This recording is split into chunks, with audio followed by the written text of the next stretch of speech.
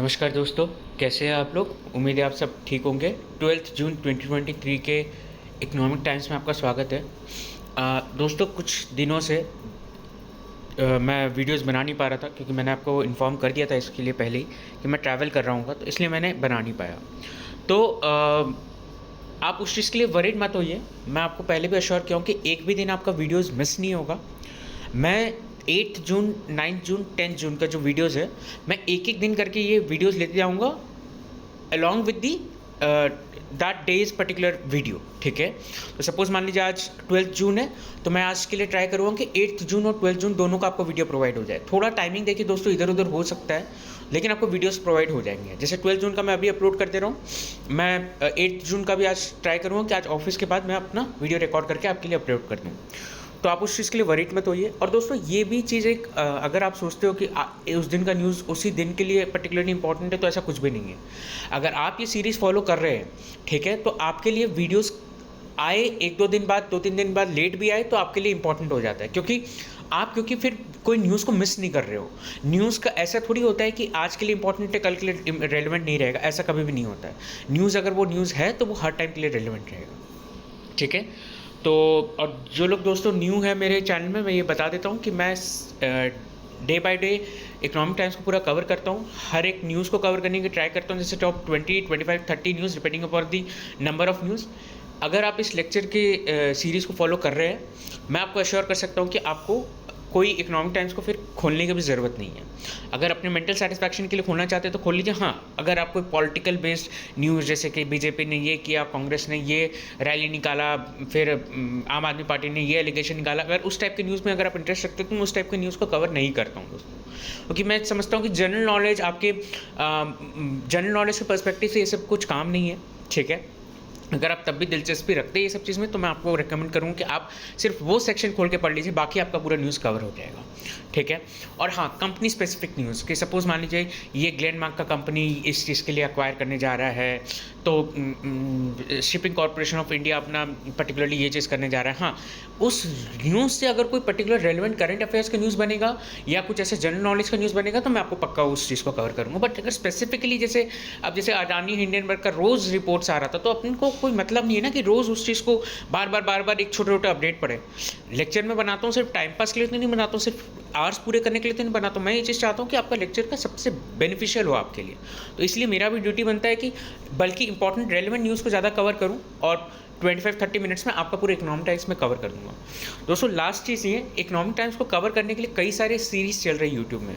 मेरा रिक्वेस्ट है, अगर आप ये चीज़ देखना चाहते, क्वालिटी कंपेयर करना चाहते हैं, तो आप उनका भी सीरीज़ देखिए। 20 मिनट्स में अगर आपके 1-2 पूरे न्यूज़पेपर कवर हो जा रहे हैं, तो मैं ये नहीं चाहता हूँ कि मैं सिर्फ आपको हेडलाइन पढ़ के छोड़ दूँ। हेडलाइन तो मैं आप फिर कोई रेडियो सुन लीजिए, उससे भी आपका हेडलाइन कवर हो जाता है। इनफैक्ट उसमें तो और डिटेल में हो जाता है कभी कभी। तो मैं ये चीज़ बोलता हूँ कि अगर आप कवर कर रहे हो तो इकोनॉमिक टाइम्स को एक ही चैनल से कवर करिए और उसे आप कंप्रहेंसिवली कवर करिए। तो इसी नोट पे मैं वीडियो को स्टार्ट करना चाहूँगा। तो सबसे पहला न्यूज़, लेंडर्स रिप्लेस गो फर्स्ट की बैंक्रप्सी ऑफिशियल्स। देखिए, अगेन ये गो फर्स्ट का है, बट मैं इस चीज़ के लिए बताना चाहता हूँ कि इंडिया में ये जो की बैंक्रप्सी ये सब जो हो रहे हैं, जैसे आईपीसी का जो एप्लीकेशन हो रहा है, उस चीज़ के लिए क्या स्टेटस है, मैं वो चीज़ बताना चाहता हूँ। क्या क्या प्रैक्टिकल डिफिकल्टीज आते हैं। तो देखिए, क्या हुआ, गो फर्स्ट ने अपना इंसॉल्वेंसी फाइल किया, and this was largest insolvency file by a corporate under voluntary process since the incorporation of IPC. ठीक है, तो कॉर्पोरेट्स अपने आप से भी इंसॉल्वेंसी फाइल कर सकते हैं। तो अब ये चीज़ है कि भाई गो फर्स्ट ने अपने ऑफिशियल्स को अपॉइंट किया था, कि भाई अपने इंसॉल्वेंसी प्रोफेशनल को अपॉइंट किया था।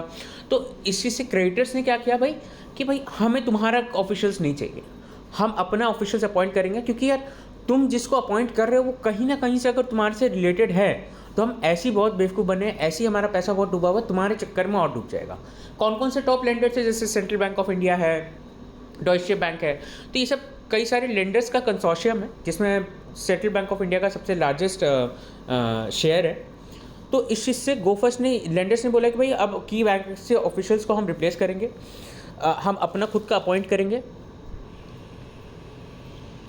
ये सब चीज़ लेंडर्स ने क्यों बोला कि अगर हम डिले करेंगे तो पब्लिक का जो फेथ है थोड़ा बहुत गो फर्स्ट में वो और चल जाएगा, एम्प्लॉयज़ का मास एक्सोडस हो जाएगा, क्योंकि देखिए अभी एयर इंडिया भी एक्सपेंशन मोड में है, तो एयर इंडिया बाकी के एम्प्लॉयज़ को खींच लेगा। तो इन लोग ये चीज़ नहीं चाहते, ताकि कंपनी का रिवाइवल तो फिर पूरा ही खत्म हो जाएगा ना, ये चीज़ ये लोग नहीं चाहते। ठीक है, फिर उसके बाद इंसॉल्वेंसी के ऊपर ना नेक्स्ट न्यूज़ और एक है कि successful resolution in 62% of insolvency realty insolvency cases.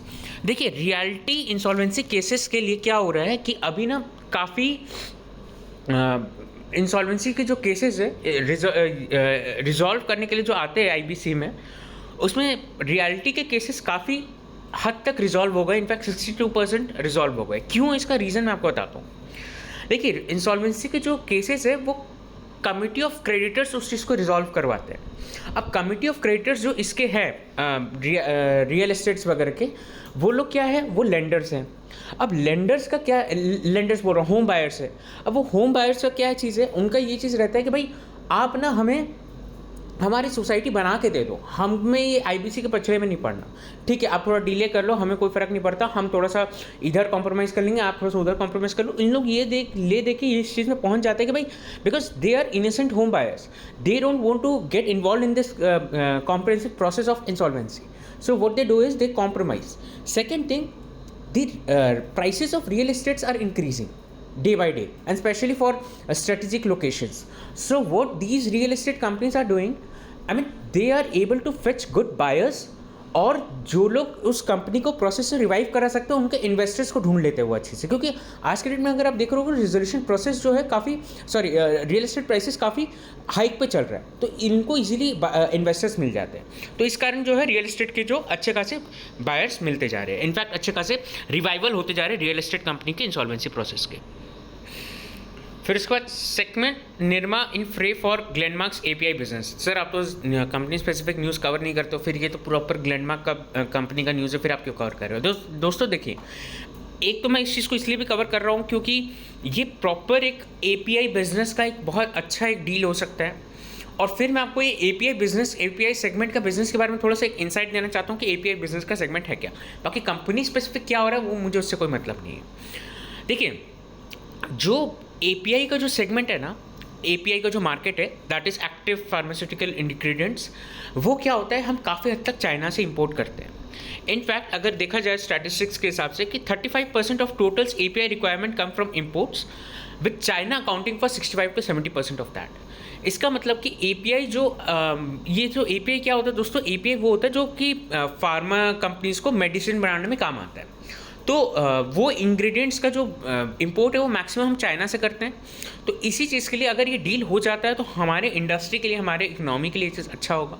हम इंपोर्ट डिपेंडेंस थोड़ा, वैसे भी देखिए इंपोर्ट डिपेंडेंस तो बना रहेगा, मैं ये नहीं बोलूँगा कम हो जाएगा, बट अगर ये थोड़ा मर्जर होता है तो इससे क्या होता है, कैपेसिटी मतलब सिनर्जी आता है, लोग और थोड़ा सा मतलब कंपनीज थोड़ा सा और एक्सपेंशन मोड में जाते हैं, तो वो इंपोर्ट डिपेंडेंस थोड़ा हद तक थोड़ा हद तक कंट्रोल हो सकता है। कम तो इस पर्टिकुलर डील से तो कम हो जाएगा, ऐसा तो मैं बहुत वो बोलूँगा कि भाई इस पर्टिकुलर डील से आधा हो जाएगा अपने इंपोर्ट डिपेंडेंस, ऐसा नहीं होता।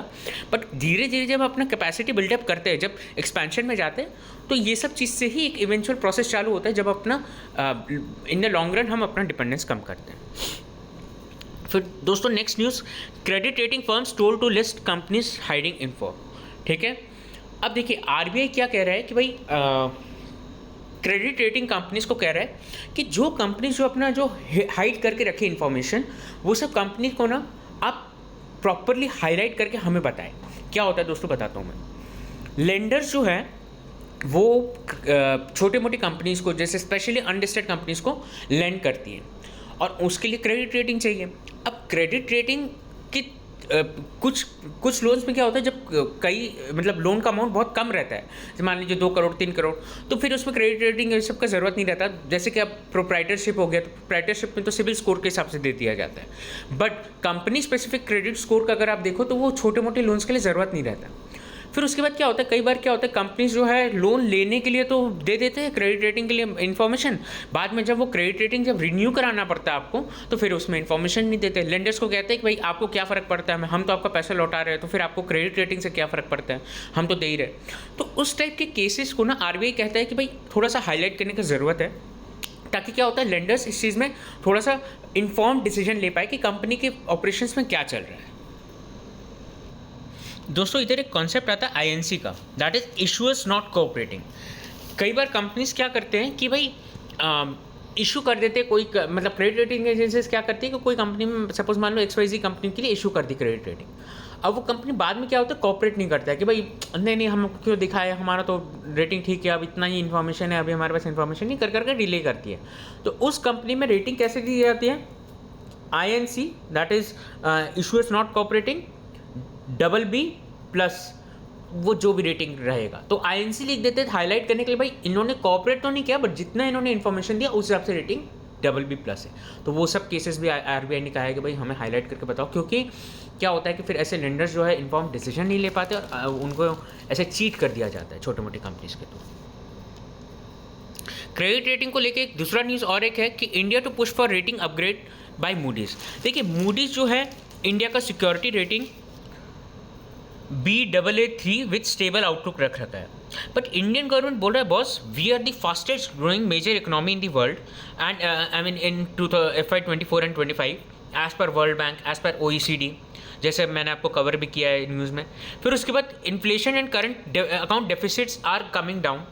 फिर उसके बाद हमारा एक चीज़ ये भी है कि external debts remains low and fiscal deficit is easing and officials feel current ratings out of sync with India strong fundamentals. ठीक है, हमारे फंडामेंटल्स भी मैक्रो फंडामेंटल्स भी स्ट्रॉन्ग हो रहे हैं। तो आप किस बेसिस पे हम इतना कम रेटिंग दे रहे हैं? मतलब हमसे तो बहुत बदतर इकनॉमीज़ है जो कि बहुत ही अंडर परफॉर्म कर रही है, और हम तो फास्टेस्ट ग्रोइंग इकनॉमी उस पर भी आप इतना खराब आउटलुक दे रहे हैं। तो उनका ये कहना है कि भाई आपके जो है डेट काफ़ी है, आपके इंटरेस्ट बर्डन काफ़ी है, जो डेफिसिट्स है आपके और डेट बर्डन से कंपेयर टू योर पीयर्स वो काफ़ी ज़्यादा है। तो इस चक्कर में जो है हम आपको थोड़ा सा रेटिंग एजेंसीज बोल रहे हैं कि हम आपको कम रेटिंग दे रहे हैं। बट मैं ये बोलता हूँ दोस्तों ये थोड़ा सा तो वेस्टर्न रेटिंग एजेंसीज का थोड़ा पार्शियलिटी भी है। एक डेवलपिंग कंट्रीज़ को ये लोग इतना अच्छा रेटिंग इसलिए भी नहीं देना चाहते कि इन्वेस्टमेंट्स काफ़ी ज़्यादा बूम ना हो। ऐसा मैं ये नहीं कह रहा हूँ, ऐसा ये इकोनॉमिक सर्वे के रिपोर्ट में कहा है गवर्नमेंट ऑफ इंडिया ने, जब इन्होंने रिलीज़ किया था 2021-22 के 20-21 के इकोनॉमिक सर्वे। तो ऐसा आप ये मत सोचिए कि मैं ये चीज़ कह रहा हूँ। इनफैक्ट इन्होंने ये चीज़ कहा भी था कि गवर्नमेंट ने ये भी चीज़ कहा था इकोनॉमिक सर्वे में कि भाई rating agencies really do not matter. I mean उन लोग कितने खराब इकोनॉमीज, जैसे जापान का अगर आप डेट रेशियो देखो तो काफ़ी ज़्यादा है। US में अगर आप देखो तो डेट बर्डन कितना बढ़ गया था, मतलब उन लोग डिफॉल्ट करने वाले थे, तो भी उनका रेटिंग इनकम नहीं हुआ। ये अगर इंडिया का हो जाता तो वो तो स्टेबल के आप छोड़ो नेगेटिव रिटर्न, मतलब नेगेटिव और वो दे देते हैं उनका आउटलुक। ठीक है, तो देखते हैं क्या फिर कॉन्वर्सेशन होता है उनके बीच में। मास्टर ऐप, नेक्स्ट न्यूज़ है, master app works to ease EV charging. देखिए एक्चुअली सेंटर जो है प्लानिंग कर रहा है एक मास्टर ऐप निकालने का EV के लिए। उससे क्या होगा दोस्तों, आपके EV जो आसपास के जो EV के जो स्टेशन है उसमें क्या खाली है स्लॉट, आप बुक कर सकते हो स्लॉट में को, एडवांस पेमेंट कर सकते हो EV अपना जो चार्जिंग स्लॉट है। तो उससे क्या होगा कि लोग जो EV यूज़ कर रहे हैं उन्हें जो अभी इंफ्रास्ट्रक्चर जो चैलेंजेस आ रहे हैं वो थोड़े कम हो जाएंगे। मैं ये तो नहीं बोलूँगा पूरे निकल जाएंगे, बट कम हो जाएंगे। नेक्स्ट दोस्तों, end of season sale begins early as retailers clear stock. देखिए ये न्यूज़ क्या है कि भाई जो रिटेलर्स है, सपोज मान लीजिए फैशन ब्रांड्स है, वो लोग क्या कर रहे हैं कि अभी जो क्योंकि सीज़न जाते जा रहा है, समर सीज़न जाते जा रहा है, तो उसके लिए भी जो ड्रेसेस जो उन्होंने मतलब मैन्युफैक्चर किए थे उसके स्टॉक्स उन्होंने क्लियर करते जा रहे हैं। पिछली बार के हिसाब से उतना स्टॉक्स क्लियर हुआ नहीं है इस टाइम तक, मतलब जून तक जितना स्टॉक क्लियर हो जाना चाहिए उतना स्टॉक क्लियर हुआ नहीं है। स्टॉक्स काफ़ी पाइल अप होते जा रहे हैं। तो इससे क्या हो रहा है कि भाई उन लोग डिस्काउंट लगाते जा रहे हैं। ये न्यूज़ मैं आपको इसलिए नहीं बता रहा हूँ कि डिस्काउंट लग गया है भाई जाके परचेज कर लो। मैं ये बोल रहा हूँ कि भाई आप देखिए कंज्यूमर के सेंटिमेंट्स अभी तक भी रिवाइव नहीं हो पा रहे। जैसे कि कंज्यूमर कंपनीज ने भी कहा है कि भाई अभी सेंटिमेंट्स थोड़े हर्ट है, पोस्ट कोविड के हिसाब से भी अभी थोड़े सेंटिमेंट्स हर्ट है। प्री कोविड लेवल तक अभी तक रीच हुए नहीं है मार्केट सेंटिमेंट्स या कंज्यूमर सेंटिमेंट्स।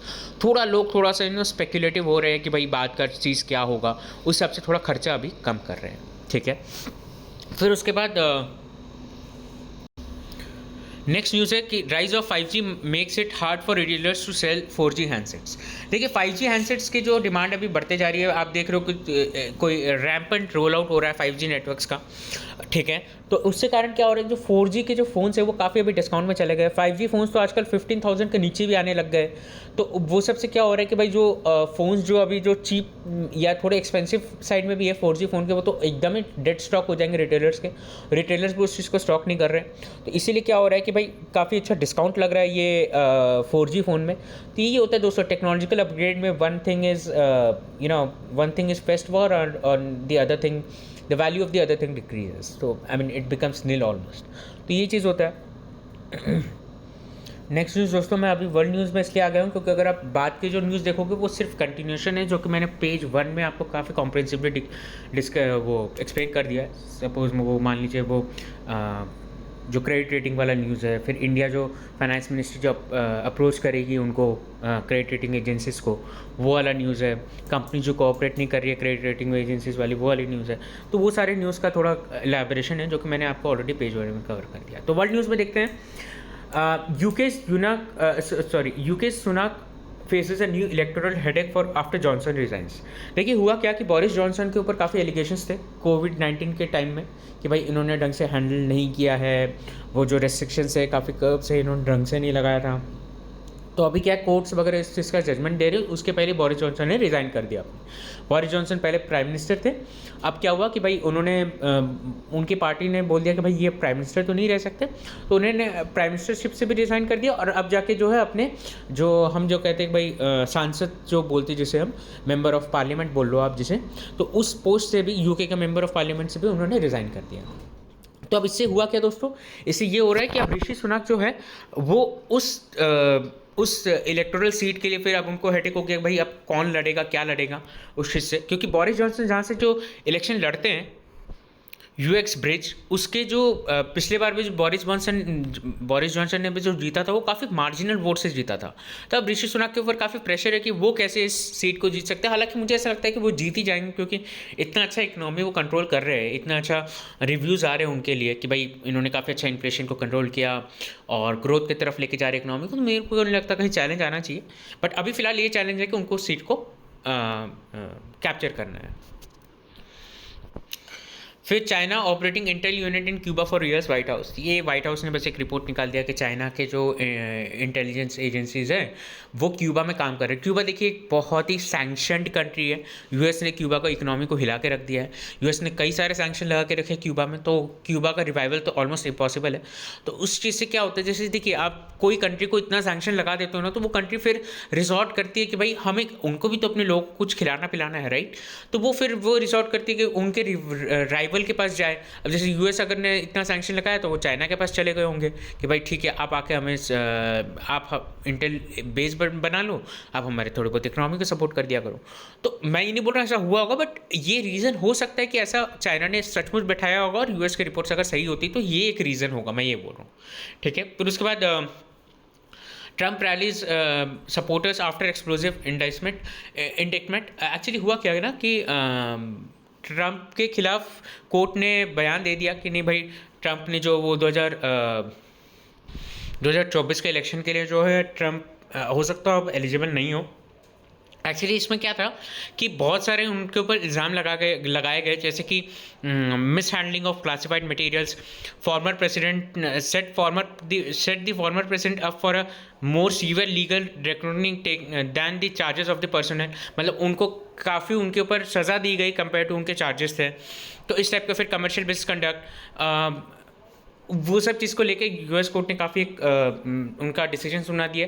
तो ट्रम्प कह रहे हैं कि भाई आप जो है सपोर्टर्स को वो थोड़ा गैदर करने की कोशिश कर रहे हैं कि भाई जो है यूएस का कोर्ट का काफ़ी गंदा डिसीजन था ये, और ये मेरे इलेक्शन कैंडिडेचर के खिलाफ है। हालांकि ये भी नहीं पता कि ट्रम्प को हो रिपब्लिकन्स के थ्रू अपॉइंट किया भी जाएगा कि नहीं for the presidential candidature, but जो भी है ये अभी डेवलपमेंट है। फिर इसके बाद Iran Khamenei says nothing wrong with a nuclear deal with waste.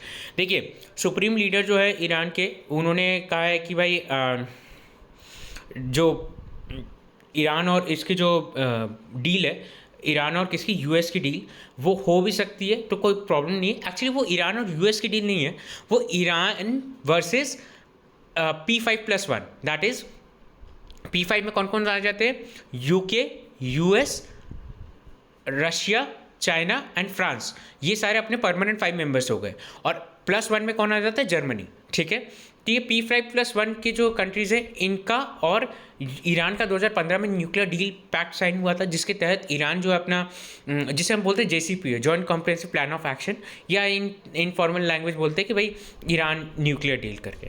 तो इसमें क्या हुआ था कि ईरान के जो न्यूक्लियर सेटअप थे, ईरान उस चीज़ को थोड़ा कम करेगा, एनरिचमेंट अपने थोड़े यूरेनियम को कम करेगा, न्यूक्लियर फैसिलिटीज़ को थोड़ा कम करेगा।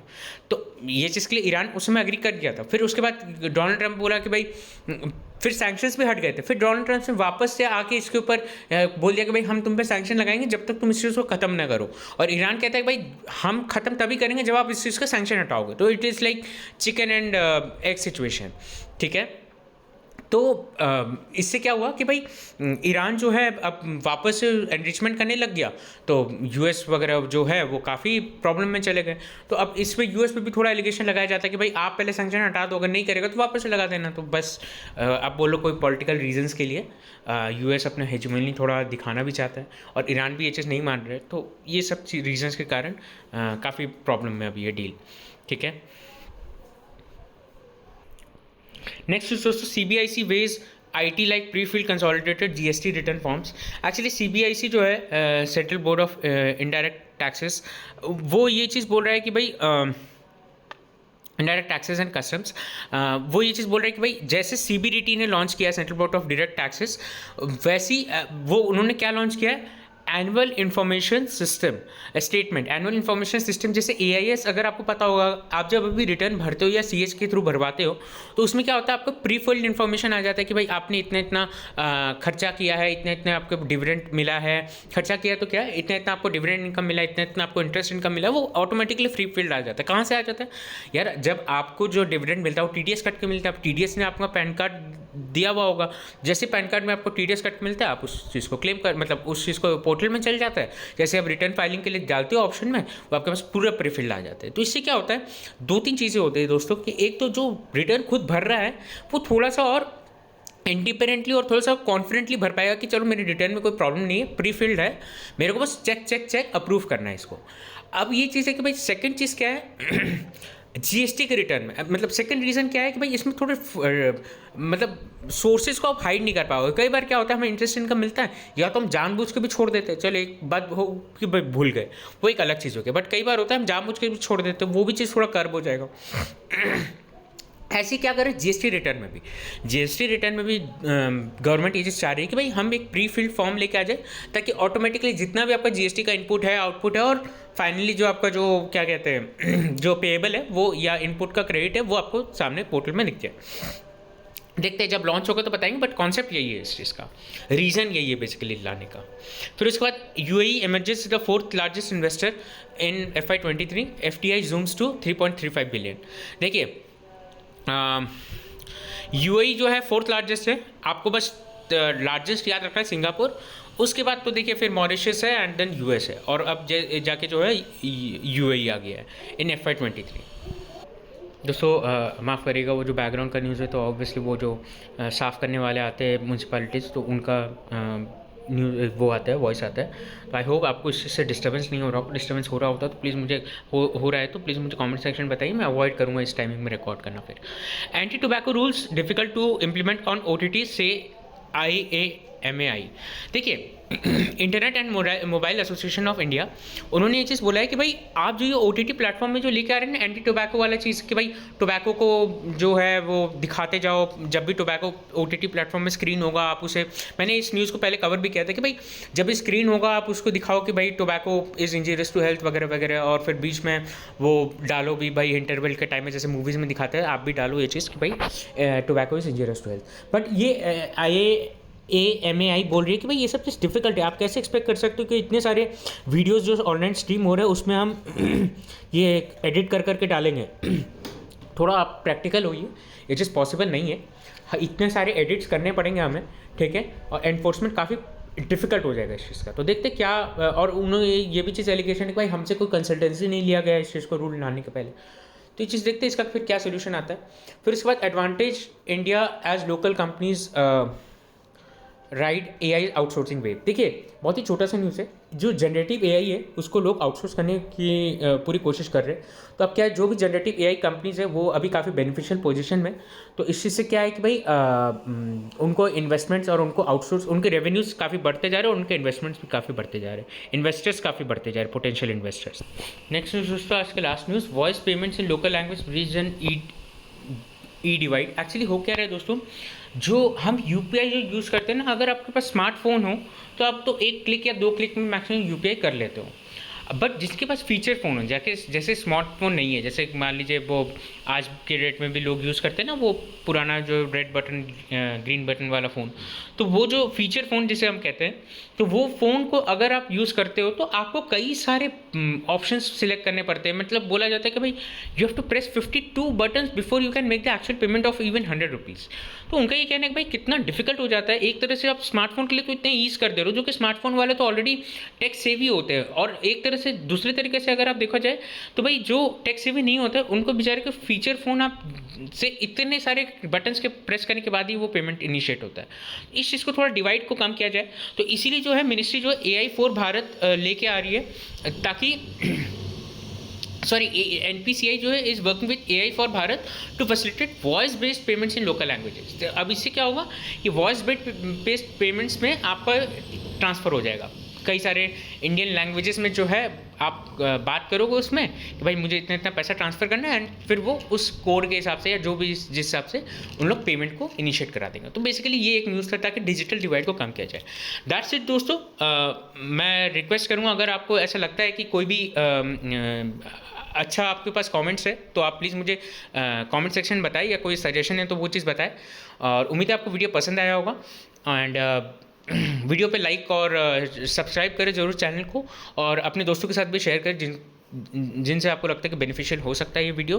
And have a nice day.